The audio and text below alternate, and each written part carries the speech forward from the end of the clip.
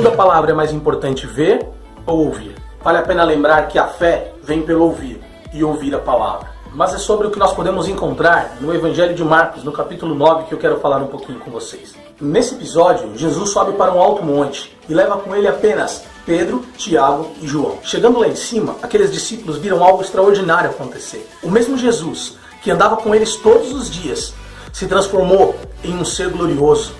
E eles puderam ver a roupa de Jesus brilhando, brilhando, brilhando. E a sua aparência era diferente daquele Jesus que eles haviam conhecido. E não para por aí. Além disso, eles puderam ver duas pessoas muito importantes para a cultura judaica: Moisés e Elias. Imagina você no lugar desses três discípulos. Você, sendo judeu, que estava aprendendo e caminhando com Jesus, aprendendo coisas incríveis, vivendo coisas incríveis ao lado dele. De repente, vê na sua frente dois dos maiores representantes da sua fé. Moisés representando toda a lei e Elias representando todos os profetas. Imagina como não ficou a cabeça desses caras. De repente, Pedro, sem saber muito bem o que dizer, assustado com toda aquela situação, vira e fala: mestre, você não acha que é interessante eu preparar 3 barracas? Uma para o Senhor, uma para Moisés e uma para Elias? Talvez, naquele momento, a intenção de Pedro fosse a seguinte: tenho aprendido tantas coisas com Jesus, e qualquer dúvida que eu tiver sobre a lei, eu vou até a cabana de Moisés. Qualquer dúvida que eu tiver sobre os profetas, eu vou até a cabana de Elias. Só que de repente, cara, veio do céu uma nuvem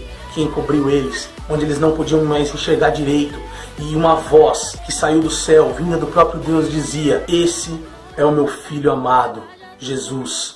A ele ouvi. Imagina você ouvindo a voz do próprio Deus, tendo na sua frente o maior representante da lei e o maior representante dos profetas, e vindo do próprio Deus uma voz dizendo: esse é o meu filho amado, a ele ouvi. Não é ouvir a Moisés, que representa a lei, não é ouvir a Elias, que representa os profetas. Por que ouvir a Cristo? Porque em Cristo se cumpre toda a lei de Moisés, e em Cristo se cumpre todas as profecias. O Filho amado de Deus, por isso que é a ele que nós temos que ouvir. Por isso é importante a gente parar e pensar: a quem nós temos escutado, a quem nós temos ouvido, o que nós temos assistido. Talvez nós não nos contentamos em apenas ouvir a voz de Deus, por isso nós precisamos nos distrair em tanto entretenimento, assistindo e vendo tantas coisas. Segundo a palavra, é mais importante nós ouvirmos e ouvirmos a Jesus. Talvez você tenha escutado, assistido, ouvido filósofos, artistas, cantores, atores, tantos outros influenciadores, e tem deixado de ouvir a voz de Jesus, o Filho de Deus. É interessante notar que logo depois de ter ressuscitado, Jesus apareceu para algumas pessoas, mas um de seus discípulos, chamado Tomé, disse o seguinte: eu só acredito que Jesus ressuscitou se eu puder vê-lo e tocar nas suas feridas. Jesus, não fazendo diferente, apareceu a Tomé e deixou que ele o visse e que ele o tocasse. Mas Jesus disse algo muito importante. Ele disse assim: bem-aventurado, felizes são aqueles que acreditam sem ver. Sem dúvida nenhuma, parando e pensando um pouquinho sobre isso como nós fizemos, fica claro que, segundo a palavra de Deus, é muito mais importante ouvir do que ver.